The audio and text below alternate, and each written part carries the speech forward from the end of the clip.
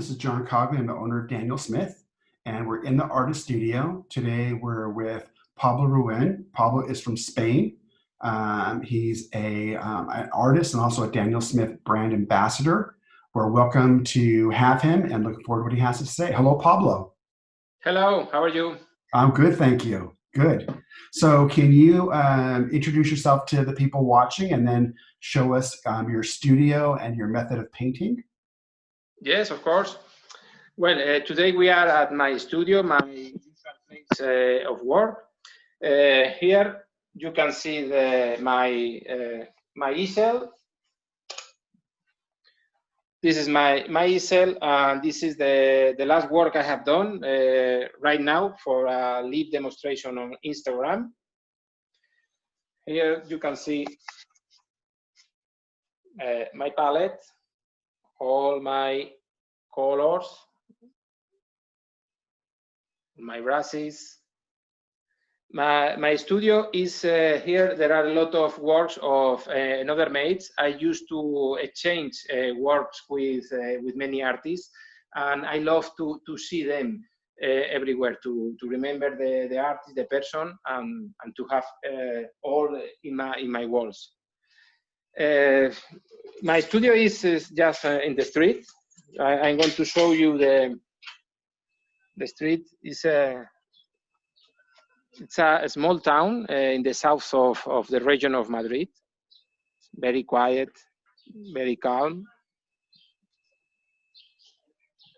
This is my studio. Oh, very nice. Yes, it's very comfortable for me. I spend many hours here working, so it is my small office. And also I have, together with my studio, I have my art academy. So this is the part of the academy. Now everything is stopped because of the COVID. But usually I have here 10 students, most of them working with watercolors. Also, the wall is full of a lot of well-known artists. You can see many friends, many masters. For example, Joseph Budwig. So, but it's completely separated, my studio from the academy. This is my usual place to work. Very nice. Very nice. So that is a painting you just did for Instagram behind you? Yes, this is the last one. This is a street view, urban escape from Paris, made in 45 minutes, more or less. And this is the very last one, of course, just a few minutes ago. So Pablo, do you paint from photographs, or is it spontaneous in your mind? What do you use to be? I always have a reference. When I paint at plein air, I use the nature, the plein air. I don't need pictures. And when I paint in a studio, I always have a reference picture. Before painting, always I work a lot on any of my picture. I work a lot the composition, the colors, the drawing. I spend a lot of time working in the picture previous the work. So, but always I have a real reference, because I want to always to capture the real atmosphere, the real essence of the place. So always I have some reference. So how long does it take you to do? I know you can paint quite quickly because I've seen you in different parts of the world painting. How long does an average artwork take you to complete?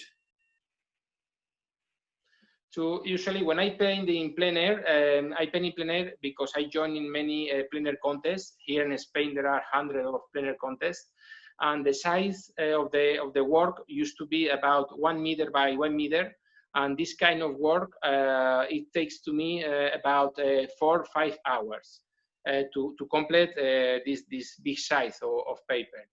Also here in the studio, I used to work big format, and it's completely different because I do the works in short sessions. For example, 2 hours one day, 2 hours another day, and it's completely different. But when I paint in plein air, I start and I finish the work in 4 or 5 hours. It's the usual time. When I do the small demonstration, like previous one, I think about 1 hour is enough for me to complete a format about 30 by 30 centimeters. That's awesome. And so when you're doing your artwork in your studio, do you do just one painting at a time, or do you work on several paintings? I can do several painting because many times I need to let the work rest. I prefer to watch the same work in different days because when I come back to the studio, I see different touches, I see different things that, for example, doesn't work, or different things that can be modified. So I prefer to have 2 or 3 works, not too much, at the same time in the studio. At the moment, I think I have 2 or 3 over there. So for me, it's better to paint slowly, and I think more thinking than painting, because I am very fast when painting, but I need more time to think about what things will work better. And when you're using your paint, are you more of a transparent watercolor? What do you use the most? What speaks to you the most? I think I use the most the transparency of the watercolors, because I can the same color I can use it only for a wash, for a ground. The same color I can use it very thick and paint digitally with opaque color. So I can modify the transparent by using more or less pigment. About granulation, I think I don't used to mind a lot. I am most concentrated in which color is it and which mix I can get with another color, more than in granulation, for example. When you're thinking about using colors, do you do a color study first to see how the colors are going to relate to each other, or do you already know in your head which colors you're going to use and you just go for it?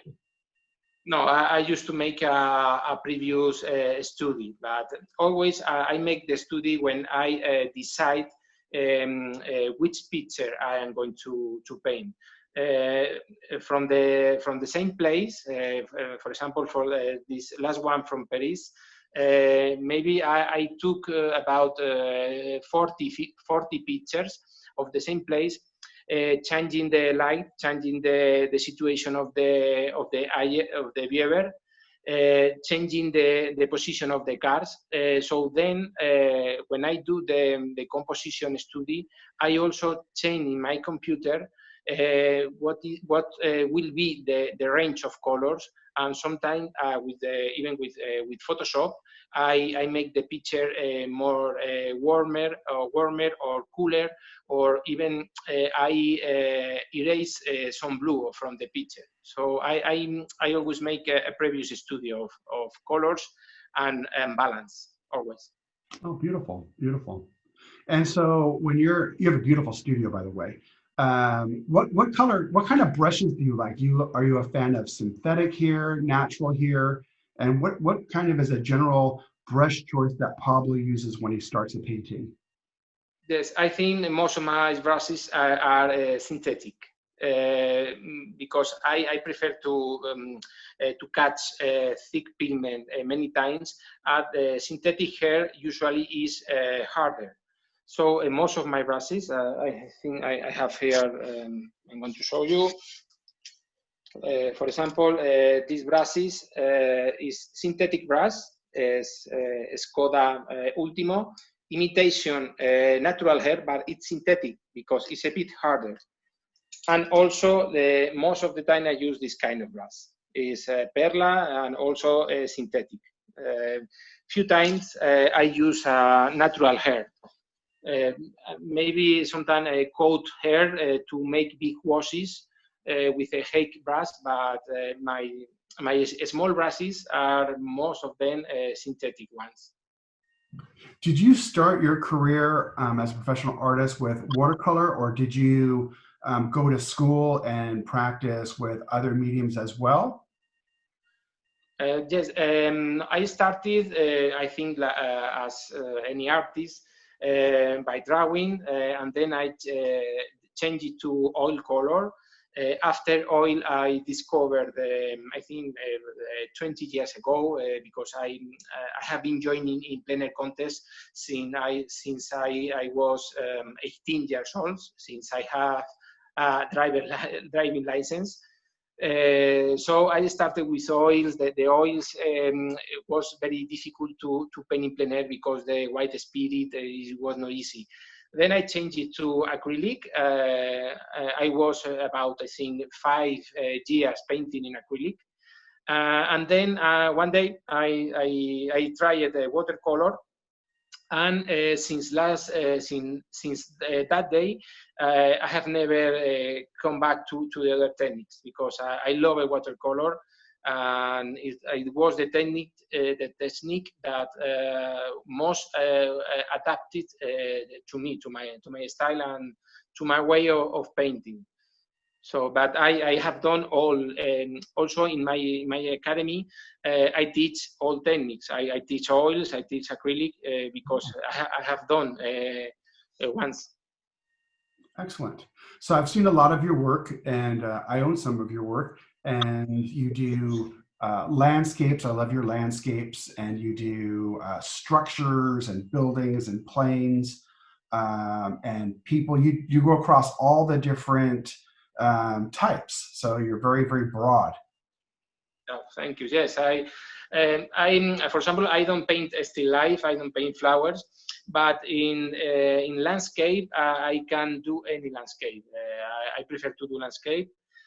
My favorite, of course, are industrial landscape, aeroplanes, big ships, cranes. But this kind of work is not usually very popular or very easy to sell, or very easy to enter in a competition with this subject. But I paint all kind of landscape. Also, I have another subject very loved, that are the water subject. When I paint at plein air, I always try to find a lake, a river, a stream, a fountain, anything that contains water, to paint water in movement, in flat situation. So I think these are the two subjects I paint the most: industrial or straight urban escapes, and water subjects. Oh, fantastic.